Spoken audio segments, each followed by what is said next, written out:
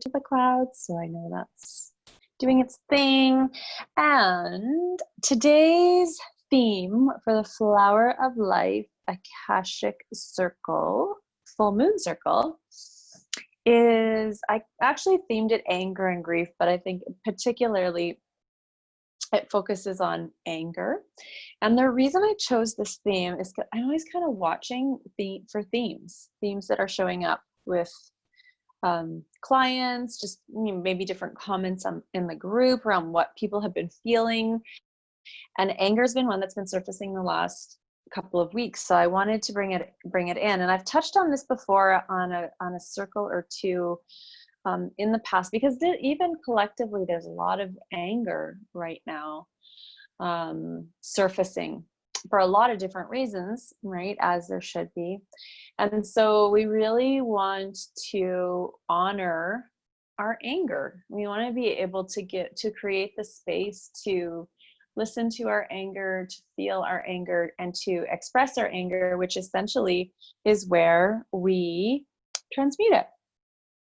So today is a little bit different than some of the past Flower of Life circles that I've done.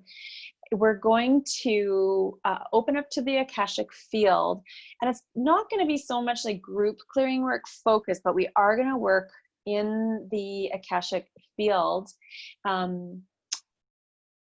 feeling and expressing and transmuting anger in this really beautiful safe space. And there's layers to anger, but I want to touch on it today so that you have a few tools and a few ways to work with the Akashic field in terms of anger and your experience with it. And I think, in terms of our emotions, we find the most power by embracing the full spectrum of who we are as emotional beings, like right from the highest vibration of like love and joy down to the lowest vibrations of anger and resentment. And we want to be comfortable with them all, because emotions are what make up the human experience. And yes, we are powerful divine women, but we're also human women too. So we want to be able to give ourselves full permission to dance with the emotional realm and to be present with whatever emotions are surfacing for us at the time, because that's where we will feel most empowered in terms of being able to be present with our emotions, to express our emotions, to let our emotions be a guide, and to transmute our emotions. So that is what we want to look at. And also, I'm just going to touch a little bit on, so I want to keep this to around 30 minutes. And I don't know if there's going to be any questions today. The space and this time is for you if you do have questions to call in, but tying it into the scope of this circle, there are a couple of questions that came through in the group over the last month that I will address at the end of the call regardless, though. So before I open up to the Akashic field, before we explore anger, in my experience, working, really deeply with women over like the last decade, and so much of it being the shadow work, anger is like a really powerful teacher. And anger oftentimes really shows us, it really dances at the edge of where we've sacrificed ourselves or our desires or our needs or wants for way too long. So there can often be like a stirring anger. So it shows us, but it can show up too in terms of like boundaries being crossed. That's a common one. And, rage or even anger, it can be just at the state of the world, right? A lot of those old systems of patriarchal power that have created huge imbalance and injustice on the planet. And it's okay. It's more than okay to feel rage and even grief over where, and this is like a personal thing. Like we'll come up against the patriarchal power plays in terms of our own experience, our own relationships, and also, it's like collectively and globally, right? We see it and feel it. So And oftentimes that kind of rage and that kind of anger it can be really held at the level of the womb, but it could be held anywhere. And so we kind of want to be just really open to where anger wants to show up as a guide for us, where anger wants to express, where anger is asking to be felt. I just had a weird number come in. I don't think that's Zoom though. Okay. So that, so just kind of listening as I move you through the pieces. One thing you might want to have handy though, because I'm going to bring in a little bit of creative expression, intentional creativity, and weave it into the process, is you want to have a couple sheets of paper. And you can do this in your journal. You don't even have to have like computer sheets of paper. You could do it in your journal. You could use, any pen or pencil that's handy. If you do want to grab like your markers or crayons or pencil crayons, you can also do that and have those handy, because we'll weave in just a little bit of that.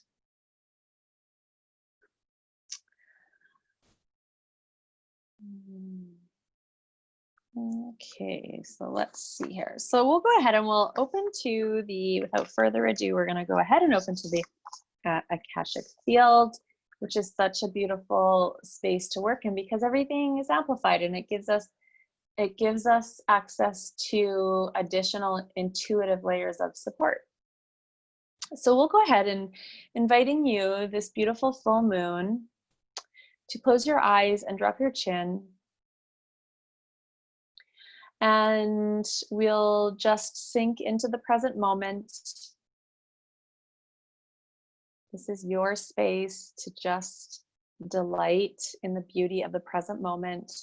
So just any energy or attention or focus that you have that is like kind of scattered about the day, or kind of like, woven throughout last week, or kind of, focused throughout the month. We're going to go ahead and we're going to pull it all right to the present moment for the time being.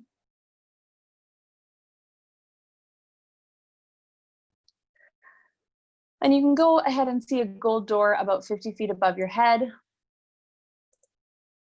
And we'll let the gold door swing open, and down cascades beautiful gold and pink and sparkly light. We'll let that cascade down, down, down, entering in through the top of your head. And just allowing yourself to fully receive that. And mostly you're fully receiving today anyways, unconditional love. Just unconditional love pouring in from source, from creator, creatrix, from the divine.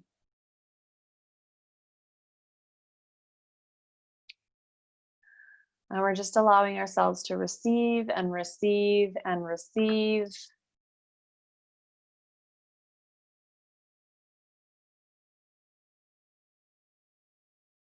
And really allowing ourselves to receive that unconditional love. As a child of the divine, as a sacred woman, as a divine feminine woman, we're just allowing ourselves to receive that unconditional love. So at the divine level, we are the pure positive perfection of universal, like love. We're love. And the human experience tends to be quite messy, right? And that's just what it is where our divinity gets to experience itself through this human experience, and it gets to grow, but it's often messy. And our human aspect tends to judge us harshly oftentimes. So just allowing ourselves to receive that love, that unconditional love, right? Remembering that it's okay to be messy in our human experience. It's going to happen. That's where we are able to access lessons. And it's not meant to be perfect. So allowing ourselves to be wrapped in that love, all parts of ourselves.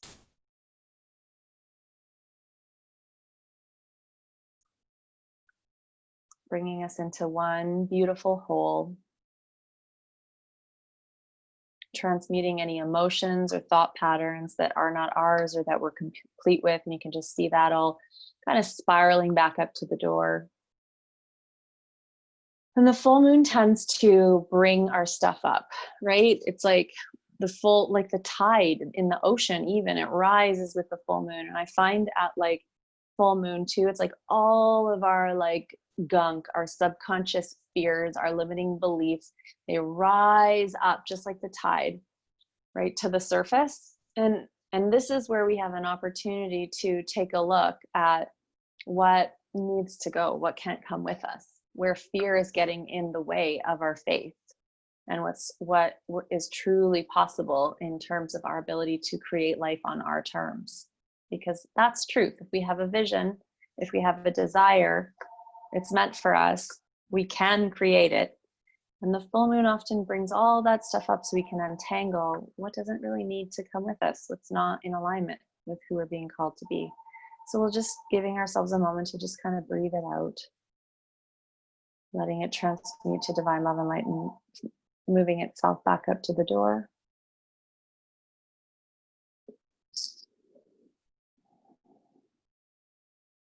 Let me go a little bit deeper into this, working with the lunar phases in level 2 of the Flower of Life. But today we'll just like transmute it by breathing, releasing. And I'm going to go ahead and call down the temples of divine love, light, truth, abundance, wisdom, and power to descend around us now, calling in our guides, teachers, angels, the guardians, the goddesses, the guides to be present. And for truth and accuracy to be obtained for the highest good of every woman on the call and every woman who will be listening to this call. Thank you, thank you, thank you, and so it is. Asking this to be a place of asking this to be a divinely protected space where only the highest frequencies of love and light shall exist, banishing all negative influences should there be any. Bringing our focus to the heart chakra space, seeing a pink rose bloom and furl open. And from that place, we're going to allow the golden grid of the flower of life to begin to expand and swirl out from the heart space, located at the center of the chest, letting this pure wisdom and high frequency light, the radiant divine substance of all of creation that is interwoven into all of life, begin to permeate and infuse itself within us, out from us, all around us, and into the Akashic field. And we'll let the light continue to grow, expand, and interpermeate with the physical and non-physical reality that exists before us, all around us, and within us. We're going to let that radiant divine substance of all of life that flows through all things continue to flower and expand from the heart chakra. Then seeing, sensing, feeling now is the doors to the Akasha, and all the wisdom and love of the Akasha open to us now. And then you're just going to see, sense, feel in whatever ways you do within the Akashic field, this really subtle, high vibrational field of love, wisdom, and healing.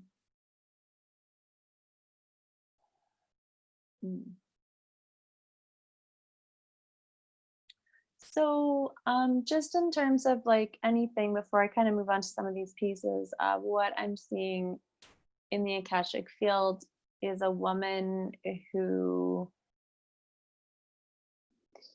she's just crawled out from under a rock. And interestingly enough, she just crawled out from under this rock, and interestingly enough, she's calm, which is interesting because we're talking about like anger and rage.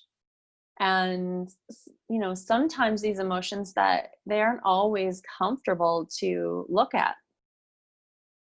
And I just want to see, you know, what her presence is about in the scope of this space.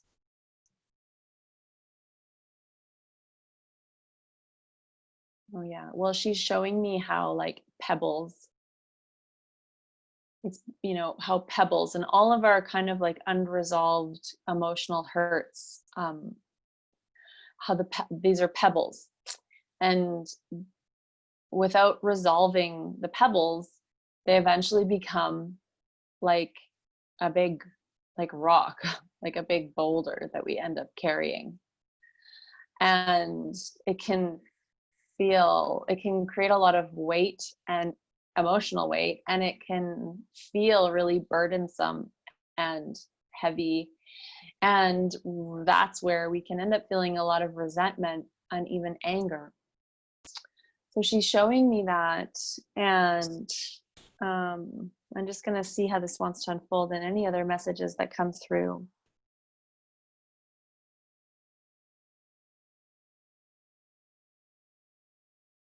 Yeah, and instead of the boulder, because she crawled out from like this boulder, this rock that was just kind of like weighing on her. It is this process of like, I mean, she showed me smashing the boulder, right? And then she kind of just like sat in like where the boulder was, like, but she sat and she kind of reclaimed the power of that space again. So she's sitting there, and instead of it feeling like a boulder, she's actually feeling like really held. And it almost looks like she's sitting in a, like, it feels almost like nest like, or like a womb.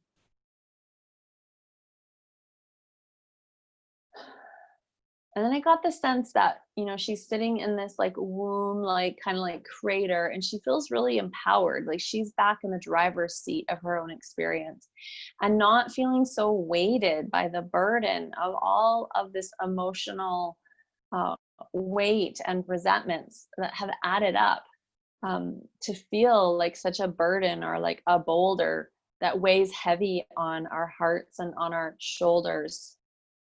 And it's something that we just have to lug. And I'm getting also the message about, you know, um, that so many of us have been told or shown that like lugging a boulder around, like existing in our experience with a boulder on our shoulder. Okay, that's interesting. A boulder on our shoulder, um, is like normal. Like that's just like how it's supposed to be. And so we do it because everybody else has been doing it, or because our parents did it, or because our parents did it. But what's normal is to feel light and radiant and free. And oftentimes, you know, this is too is really good to be conscious of, but oftentimes the boulder and part of what we're carrying emotionally isn't even ours. It's not ours, and it's not our job to carry it either. So we've got to be really conscious in our sovereignty of where we are allowing others' emotions to occupy space in our field or even in our bodies. When I was exploring anger, this is just coming up, and anger was kind of like a big theme for me through December. And I was working with the Akashic Journal, and I had uncovered, you know, our bodies are very, like we are of the earth, we are of spirit, we are of the earth. And all of the global warming that we're seeing on the planet, and how much we're hearing about inflammation in the body, and how much inflammation in the body is connected to like anger, like flare-ups, like anger. And it certainly was for me. And I just started to make a connection, like collectively and personally, where anger was really showing up for me in my body. And I kind of had left anger unaddressed for probably too long, because it was actually creating some inflammation in my body that was creating pain. And so it forced me to look at what was showing up in terms of anger in my experience. And for me, anger was even showing up in terms of I don't have, I'm not somebody who struggled a lot like with eczema. But I was getting every once in a while like red itchy patches on my skin that they would just like flare up. And especially if I was really angry about something, it would flare up, and it would show up in my skin, right? So anger, unresolved anger, will show up in a lot of different ways. Okay, so yeah, so in this space, you're being invited to like take the weight off your shoulders, essentially. Like even visualizing like setting down the boulder or the boulders or the bag of boulders or the backpack of boulders, just setting it down. And sometimes the bag of boulders too, just keeping in mind that it can be weighted energetic gunk, past angers, past resentments, places we're holding on to where we haven't forgiven ourselves or we haven't forgiven someone else. It's all just weighted stuff. We're going to set that down for now. And you can go ahead and get out your journal. right? And in the space of the Akashic field, we're nice and connected to higher self. We're nice and connected to our body wisdom. It gives us a kind of like a activated space of additional clarity. So going ahead and just starting to just journal out, like, what are you angry about? We want to listen, feel, express, and transmute.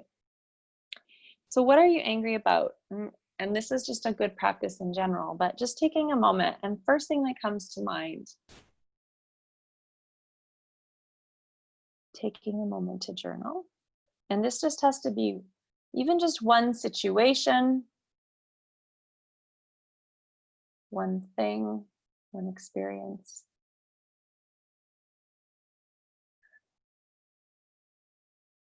As you're writing, too, I want you to pay attention to your body. Where are you feeling it in your body?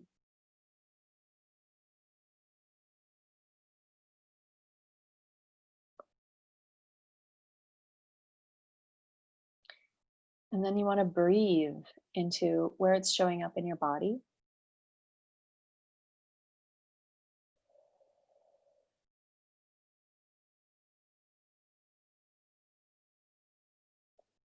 And if you want to move a little bit, you can move a little bit, but we're just breathing. We're just starting to clear out some of where it's been sitting.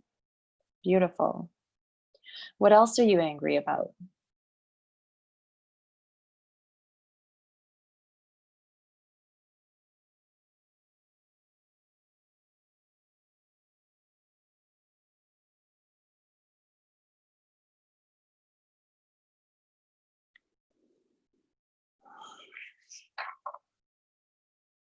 Anger also teaches us a lot too about, where we're experiencing injustices, inequality, or certain imbalances.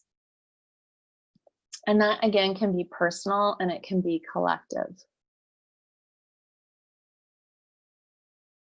It can be where, we're so sick and tired of like giving and giving and giving and giving and getting nothing back. We're angry. So that would be an example of like an imbalance.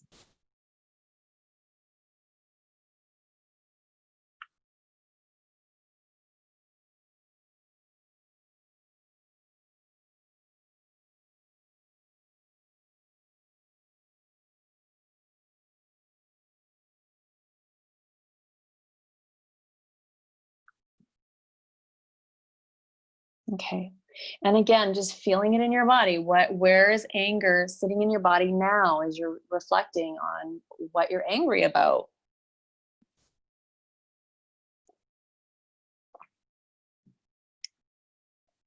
Breathing into it.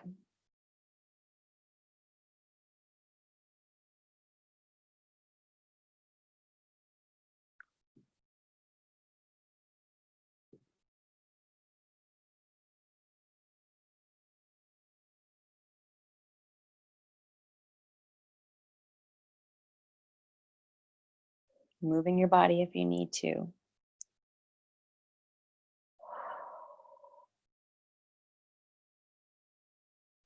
We'll go one layer deeper and we're just going to feel into where else you're angry. What else you're angry about. And then just go ahead and journal, just noticing what's coming up into your awareness in this space. Right? What are we unearthing? It's giving it space to breathe. Breathing, feeling it in your body, breathing into that space, moving if you need to. Oh, like I'm feeling a lot start to transmute even in this small circle space today. And it's oftentimes too, underneath anger is grief. Underneath anger is grief. So as you move through the layers of anger, there could be sadness. There could be grief. There could be a mourning. It's really common for women to feel grief over where they've maybe, again, given themselves away when they didn't want to, or they didn't have enough space to consciously understand how to navigate their experience in a way that would more powerfully honor themselves.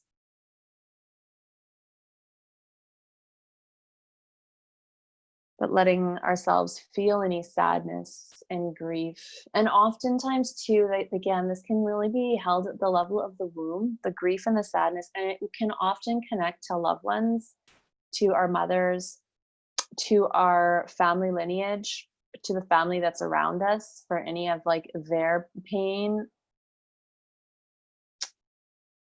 Right. So we just feel it, we just breathe into it, we release it. And also reminding ourselves that it's not our job.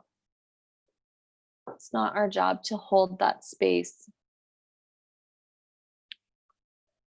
for the pain and for the unresolved emotions of others. So even breathing, taking a few cleansing breaths into the womb space, the energetic womb space. And the sacral, just 2 inches below the belly button, and you're just breathing.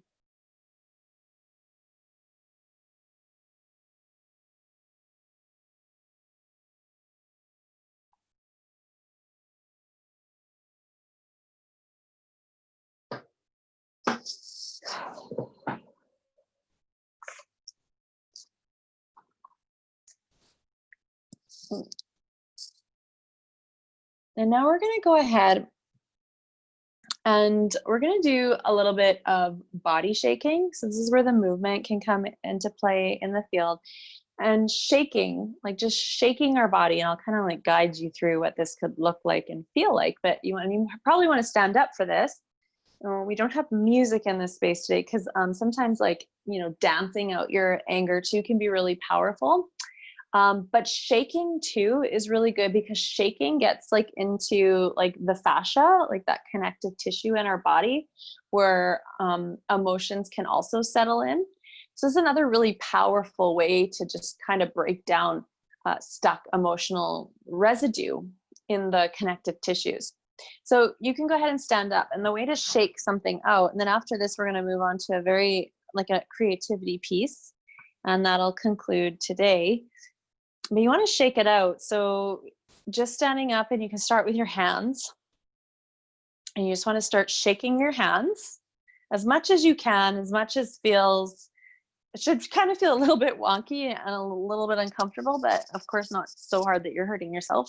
And then you want to move on to your legs. To your arms, your full arms, and you're shaking them out.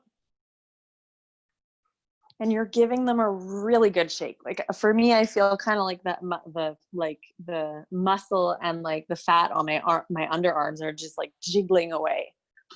So let yourself shake. And breathe, shaking and breathing. And then you can do your feet. Same thing, you're going to do your feet.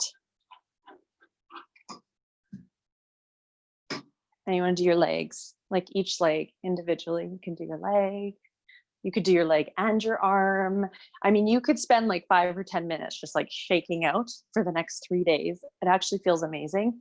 And I have to say too that sometimes when I do this process and I'm switching legs and I'm doing the other arm and leg, if I do this consecutively for a few days in a row, I'll actually drop like emotional weight, like bloat.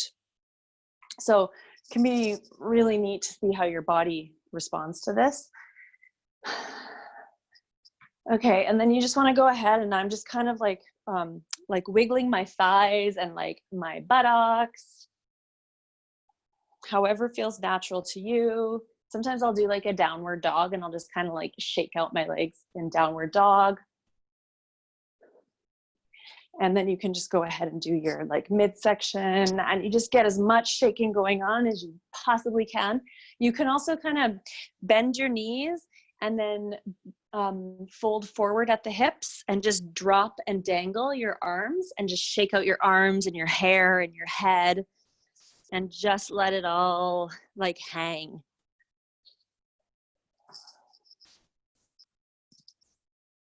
Okay, I'll give you another 20 seconds with that.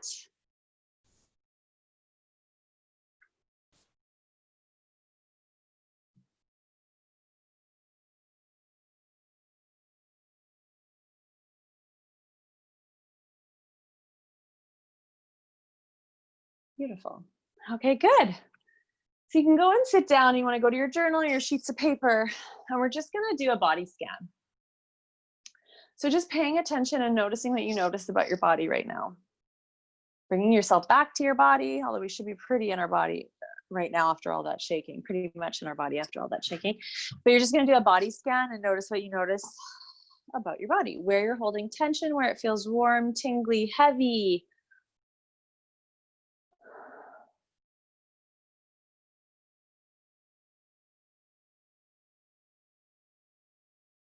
You're noticing what you notice. Now, I want you to go to the place, and we're working around anger right now, but I just go to the place that's getting your attention. And it might not be for any particular reason. You want to have your sheet of paper ready and a pen. So going ahead and just letting either just intuitively, letting yourself be guided to like the body part, the section of your body that's just kind of getting the most attention. And that's either because it just is, you're intuitively guided, or because it feels a certain way, because you can feel anger sitting there. And on your sheet of paper, go ahead and kind of just like draw like a big old circle. It doesn't have to be a perfect circle, but you're basically just drawing like a space that's going to represent the area of the body that's getting your attention. Like it could be an arm, it could be your jaw, whatever it is. And I say jaw because that's the one that's getting the most attention for me. So putting your hand on that area of the body, you're going to draw a big old circle. And now you're just going to let yourself express and doodle your way through that drawing, through that circle. And that's it. And I'll give you a few minutes with that.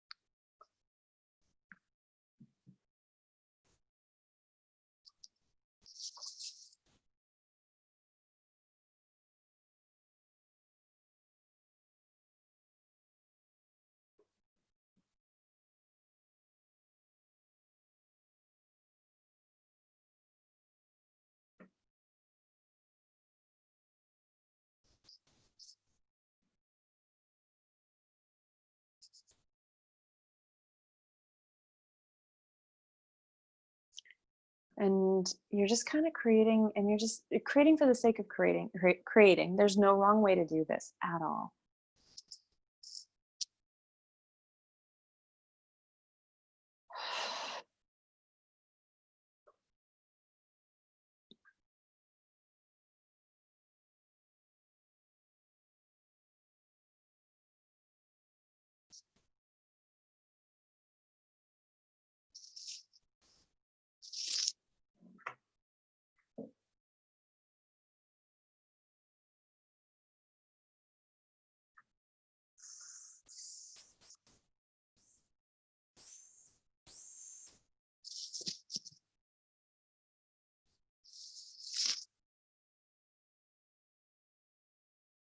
All right, so it's just a little bit of a feedback, and it's a really kind of neat way using intentional creativity to basically give some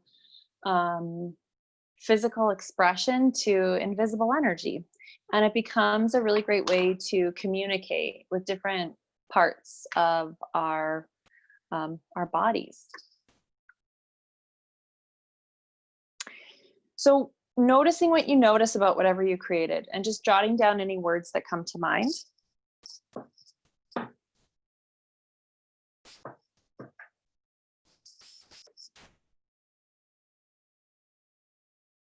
And what did you notice about yourself while you were creating and expressing? Noticing what you noticed there.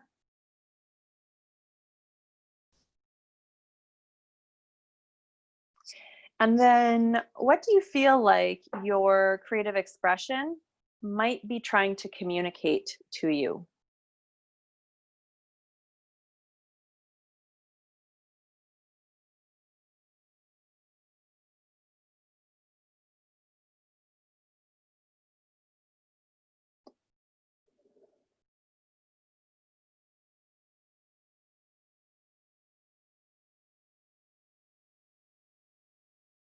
And sometimes it's just a word, right? And that's good. So, what is anger or your emotions trying to teach you or get your attention on? We just want to figure out what the communication is.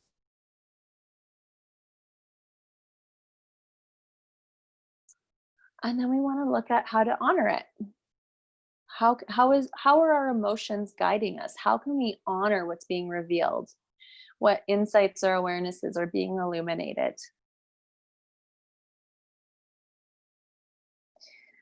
So the most important insight or awareness that you've gathered, that's probably where you want to land. And from there, you want to look at how you can honor that most important insight.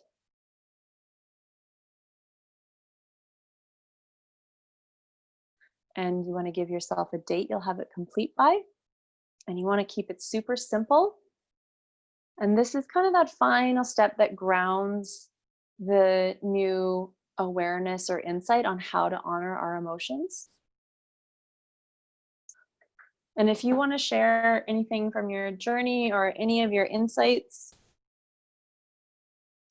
or what you've come up with in terms of your just how you plan to honor your insight, you can. All right.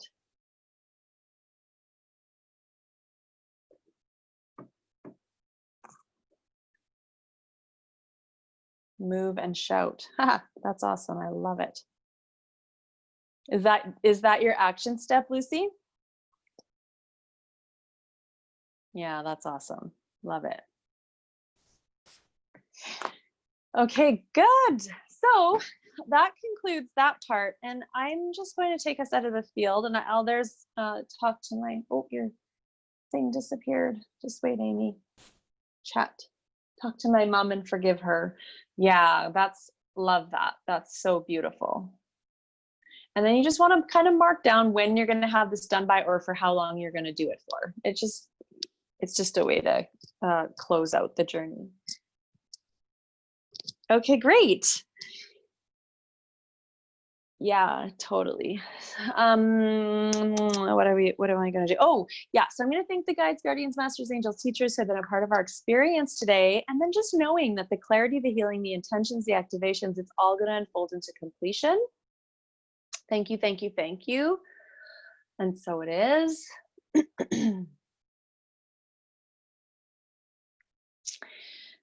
And let's see, in terms of questions, I know Natalie posted in the group and she had a really good question. And I want to answer it because I didn't answer it in the Facebook group. But one of her questions was, well, she had two questions. Let's see. So one of them was kind of like, how do I interpret the blocks so quickly when I'm working with clients? And she had said kind of like, I realize you've been doing this for a long time, but it seems to take her a long time to kind of like, which would be normal, which would be normal when we're learning how to, look up the blocks and then translate it to like present lifetime experiences in terms of how that's showing up.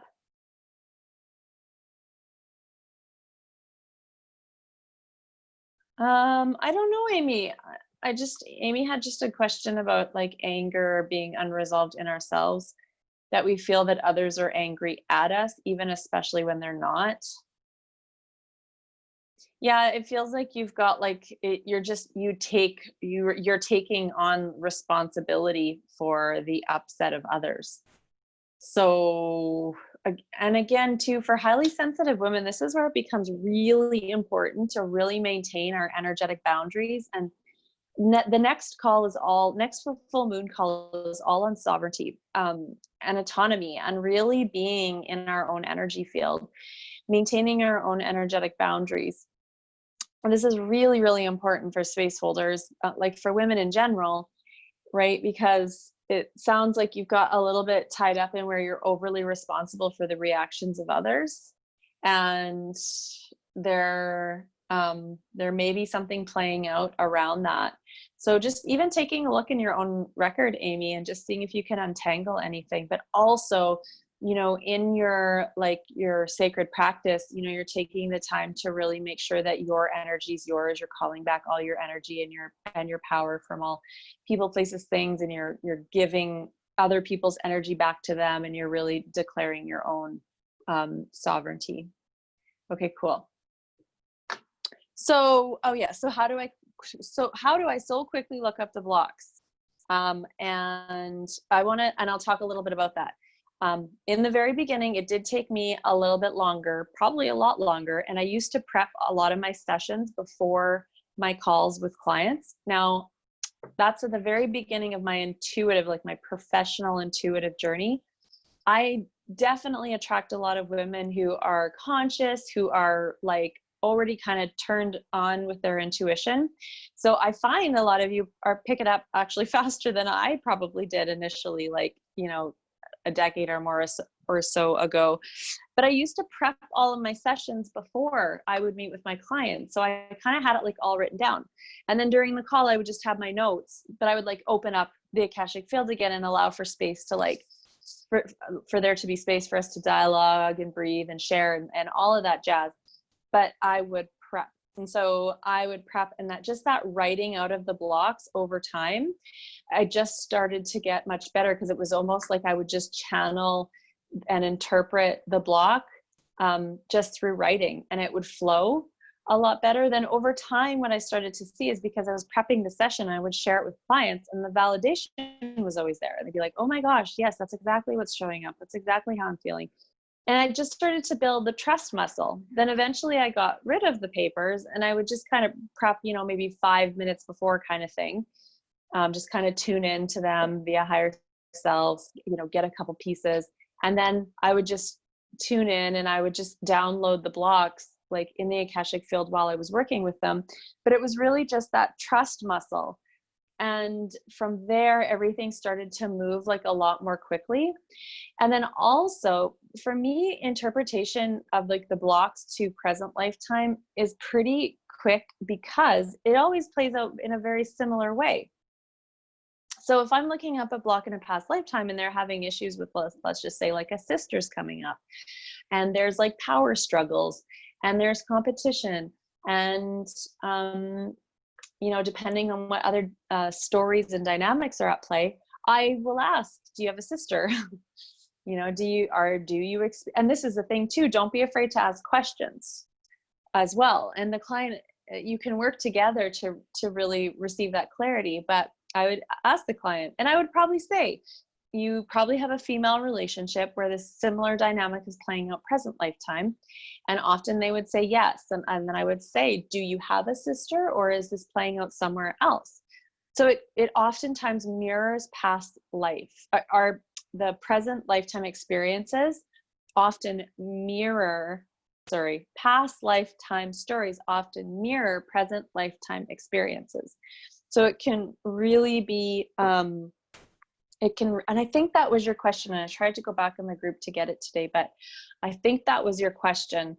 And then also another layer that actually really allows me to just kind of like tune in and navigate a little, well, with depth, but maybe with speed, is like I'm a feeler. So I feel a lot of things in the Akashic records. I feel like when we're working with our clients, like because we're working with their Akashic field and we're tuned into their higher self, it's like I can really feel kind of like the soupy layers of like their energy, and I'll just kind of notice what I'm noticing as the layer of the onion like peels back what's next. So whatever block is coming up, I'll like notice what they're feeling, whatever they're feeling in a past life experience, they're going to be feeling in their present lifetime experience too. So I will work a lot with like the feelings that are present, and really start to like unravel a lot of the story around that a lot of the times.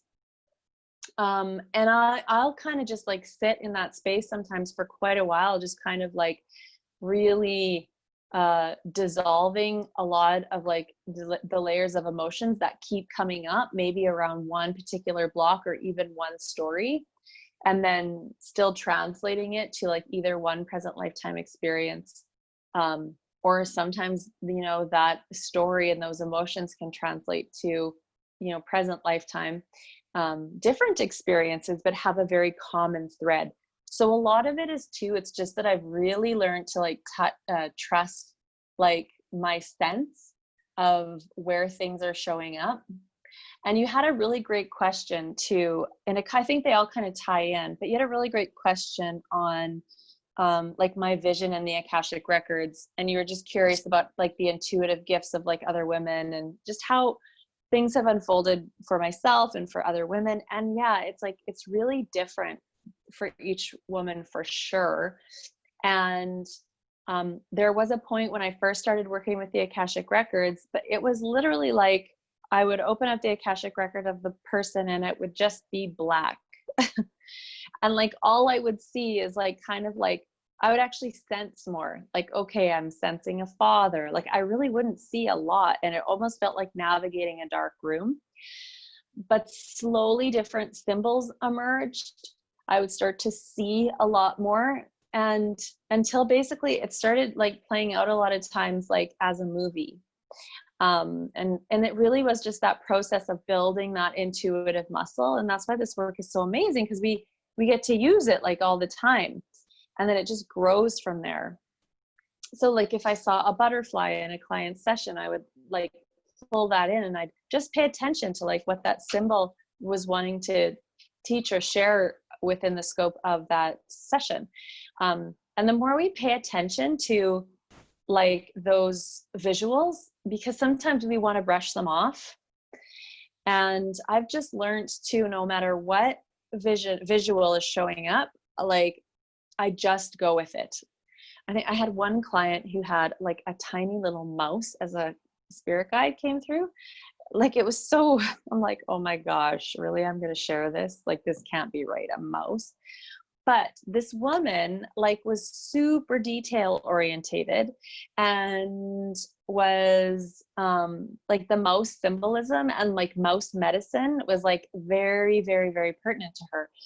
So it's like we just have to, it's again, it's like that two-way relationship of like of noticing what comes up, using our senses, and then trusting it so we can pull it into the session. And then we kind of get that validation from clients, and then the muscle grows. And then the muscle grows. So, and I sometimes, you know, in the very beginning too, I would have a symbol or something would come up and I really wouldn't say anything because I just wasn't quite there with like taking that like intuitive leap in terms of bringing symbology in or imagery in. But over time, I got more comfortable and I would bring it in, and it always ended up tying together like so nicely. So I just started to trust that whatever shows up is there for a reason, and it always pulls together. And you'll see in the last module of level 1, I talk about the intuitive circle and how sessions at the very beginning, often when you're working with clients, they might not resonate fully with like what is showing up, like what you're picking up with the client. That's okay. We just trust that by the end of the session, it's all going to pull together. And honestly, it always does. And if for some reason, somewhere, it doesn't fully land in terms of clarity for the client, and even if there's just a thread or two, I'll always actually find that maybe a day or 2 or 3 later, they'll kind of message me and be like, oh my gosh, I know what that was about now. And it'll illuminate itself that way. So yeah, so that's kind of, and then also too, I'm really creative visually. Like I've spent a lot of time using art as a tool for soul communication. So it just was really natural that more of the shamanic kind of visioning style began showing up in my sessions. So everyone's intuitive gifts. And I think it's just about paying attention to where you're noticing you kind of like have the most fun, really. Like that's always like a really good indication too. It's like you're just kind of drawn to like working with your intuition in a certain way, and it kind of lights you up, and then you just start leaning into it. All right. So, yeah, so I wanted to take a moment to answer that. And then I know there's a few of you on the call, and I'm just curious if either of you have questions. If you do, definitely pop them in the chat. We still have a few minutes left.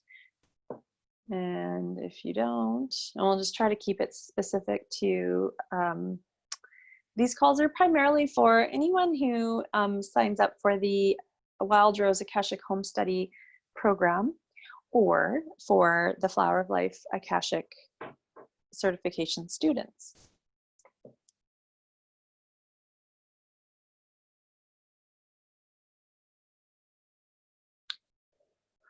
Okay, so no questions.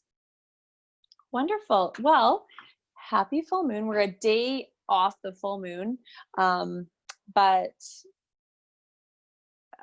in the future, I think most of them will land on pretty much the full moon. We are still in the energy of the full moon, however. So sending you lots of full moon love, and I shall see you in the Facebook group. Take care.